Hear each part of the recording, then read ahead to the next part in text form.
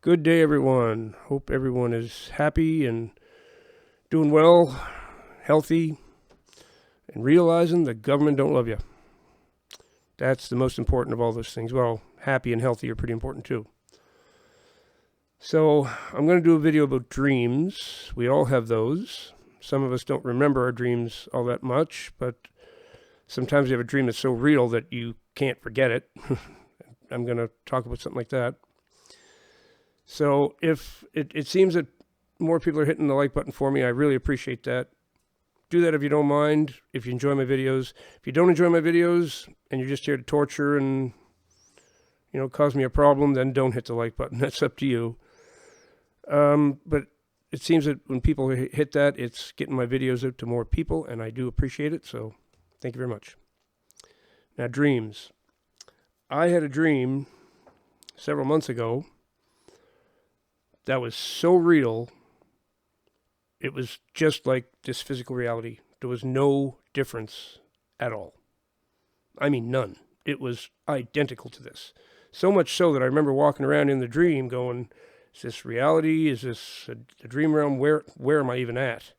I don't know what's going on. It was absolutely mind-blowing the first time that happened to me. I think I've had about 6 of them now.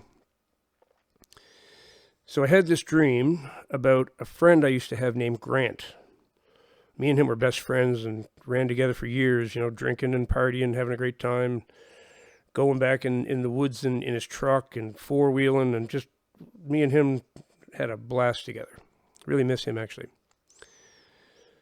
So in this dream, me and Grant had the same job, and we were working for the government, which neither one of us ever did, so it's kind of strange.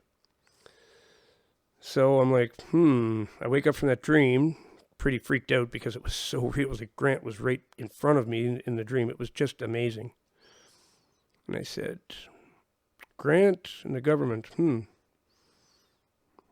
must be something about a government grant. I don't, that's two pretty specific things. Me and Grant working for the government. Put that together, it spells government grant. So I told my aunt, I still have 2 family members who actually still speak to me. One of them is my aunt, lovely woman, follower of Jesus, and also the black sheep of the family. There's 2 of us, and so we still get along pretty well. And I told her about it, and I said, it's a pretty wild dream I just had about Grant and me and him working for the government. And she agrees. She's like, sounds like the dream is telling you something about a government grant. Yep. Now, she's the only one I even told about this dream. As far as I can remember, I don't think I told anybody else. Shortly after that, her well and her pump and everything, she has all these issues, and she has no water all of a sudden. And she's quite devastated because she doesn't have the means to get it all fixed. It could be thousands and thousands of dollars, and, she doesn't know what to do. So, eventually, she gets that fixed, but I don't even know she's had it fixed because we haven't spoken in a little while. And she lives in Nova Scotia, and I live in Ontario, so we don't see each other, but we talk on the phone once in a while. So we hadn't talked in a while. Well, we talked the other day, and she tells me, I got my water fixed. I got my pump fixed. I got my well, everything. It's all done. It's all good. I was like, really? She goes, yep, I got a government grant. I'm like, whoa. Whoa. So these dreams that are super real like that, my belief is that they're from the Lord. That is a direct message from the Father trying to tell you something. So I think what he was trying to tell me was that she was about to get a government grant and she didn't have to worry. So he knew I would tell her about the dream. And that was just to put it in her head. When she saw the government grant option come up, she'd go, oh my, this is how the Lord communicates. He will communicate through dreams. That was very specific. Like, I was trying to figure out what kind of government grant could I possibly be getting. There's no reason to give me a government grant for anything. I couldn't imagine a situation in which I would get one, but I wasn't cluing in. It wasn't about me. It was a message given to me to pass on. Don't worry. I just had a dream about me and Grant working for the government. You're going to get a government grant. That's how you need to interpret dreams. There's another one I did make videos about where I was in my delivery truck, which I used to drive for this building supply. Always, night after night, actually, I had this dream about being in this delivery truck. And I was being chased by somebody. Always in the same delivery truck that I used to drive. And finally, I got into this battle with these beings. They weren't even people. They were creatures that were chasing me. And this dude showed up, and he saved me. And he goes, don't worry, I got my sapphire. I'll take care of it. And he threw this sapphire at this creature that was attacking me. And this swirl went around the creature and vaporized him. And he was gone. And I remember looking at the dude in the dream and going, whoa, awesome. Don't worry, man. I got your back. And he was gone.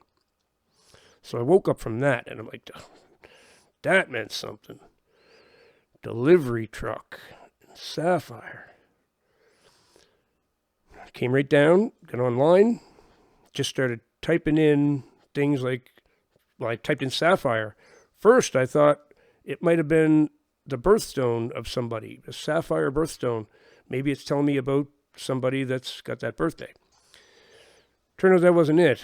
But when I typed in sapphire, what came up was the Sapphire, I think it's Sapphire Leadership Group or something like that, specializing in deliverance. That's what the dream was telling me, that I needed to be delivered from these things that were chasing me in the dream. And this Sapphire group, that's what they did. They had a website that talked about how to do it and the whole bit. And they would even direct you to other people who could help you with deliverance. So I'm driving a delivery truck, and buddy saved my ass with the sapphire. Wild. Wild. There's others too. I've had several dreams. I had one where I was building something that just kept falling down, and it was to do with something, how I was destroying my own situation time and time again. I had a dream about it. I couldn't get this thing built because it kept falling down. I kept destroying it. I kept bumping into it and knocking it over, and it was directly related to everything that was going on in my life. So the main point of this video is to tell you, do not ignore your dreams, especially really vivid ones that are so real that you could swear you're in the physical realm when you have it. Now, there's another thing that's very unfortunate called dream hacking. And before you dismiss this as crazy and science fiction stuff, there is peer-reviewed literature on this. There is a novel about this. Actually, there's several novels about this. Dream hacking. They literally have the ability to hack into your dreams and affect what goes on. Now, the ones that they hack are not like these divine dreams I'm talking about. I've had these where I know they're hacking it, and there's someone in my dream. It's probably the person that's actually hacking it. I don't know how the technology works, but it seems to me they can actually get in your dream, and you're going to deal with that person in the dream realm, but they're there to attack you in some way, to frighten you, to give you a nightmare, whatever. But there's several novels about this, dream hacking, okay? And they say in these books that it's going to be around this time that it happens. And there's also a song called Epitaph by a band called King Crimson. And let's just pull up the lyrics here. This song, my ex-wife did not want me to ever play this song anymore in the house when we were together because she said it just scared her and depressed her every time she heard it. She wasn't able to even calm down after hearing this. Are you going to let me see the lyrics? Yes, you are.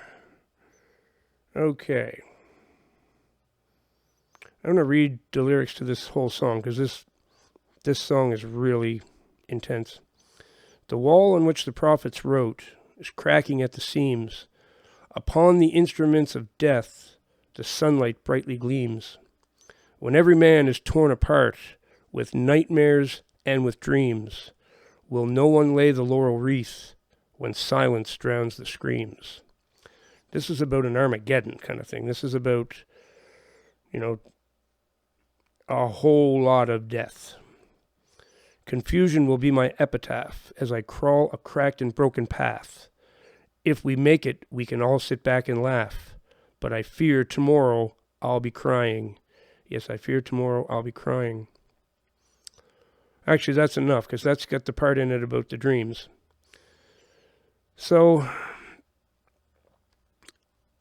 in my opinion, that band, King Crimson, had very deep knowledge of upcoming events, of things that were going to happen. In the song, it sounds like they're planning to basically wipe out most of the world, and they're a bit fearful of doing it because it might not go right for them, right? And there might be divine retribution for what they're doing. But part of what he says in that is that there's going to be a time when everybody's having these horrible nightmares. Dream hacking. That is an ability they unfortunately have. So, as I say, the ones that are divine, when the Lord is speaking to you, I think you'll know it. He makes sure you know it. And also the message of the dream will be something helpful to you. If they're hacking your dreams, they're not going to teach anything helpful. If the message in it is helpful and prophetic and warns you of something or guides you through something, that's likely the Lord. If it's just absolutely terrifying and you wake up in a cold sweat, you might have just had your dreams hacked.